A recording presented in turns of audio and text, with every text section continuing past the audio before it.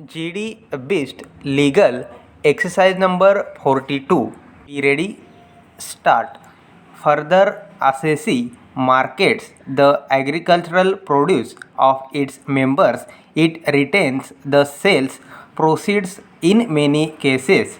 It is this retained amount which was payable to its members from whom produce was brought, which was invested in short-term deposits or securities. Such an amount which was retained by the assessee society was a liability, and it was shown in the balance sheet on the liability side. Therefore, to that extent, such interest income cannot be said to be attributable either to the activity mentioned in SATP 2 of the Act. Therefore, looking to the facts and circumstances of the case, the assessing officer was right in taxing the said interest income under section 56 of the Act. Para. To say that the source of income is not relevant for deciding the applicability of SATP of the Act would not be correct,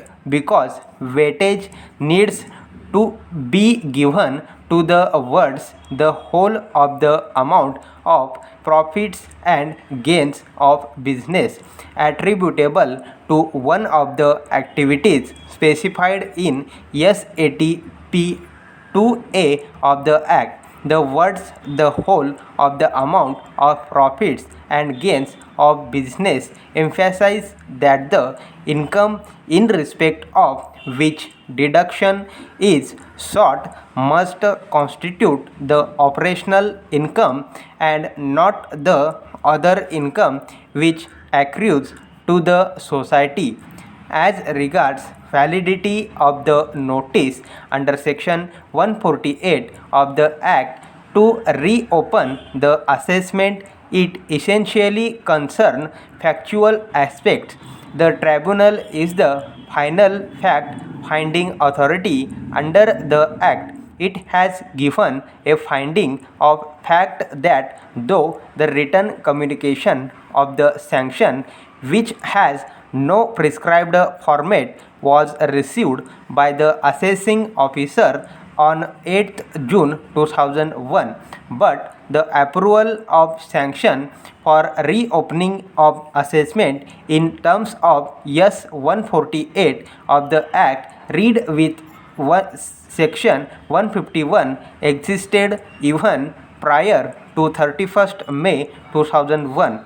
There is no reason to interfere with this finding of fact given by the tribunal. Para. In the instant matter, the question whether on the facts and in the circumstances of the case, the tribunal was right in law in holding that the income by way of interest on deposits held with scheduled banks, bonds and other securities was chargeable to tax under section 56 under the head income from other sources, without allowing any deduction in respect of cost of funds. Stop.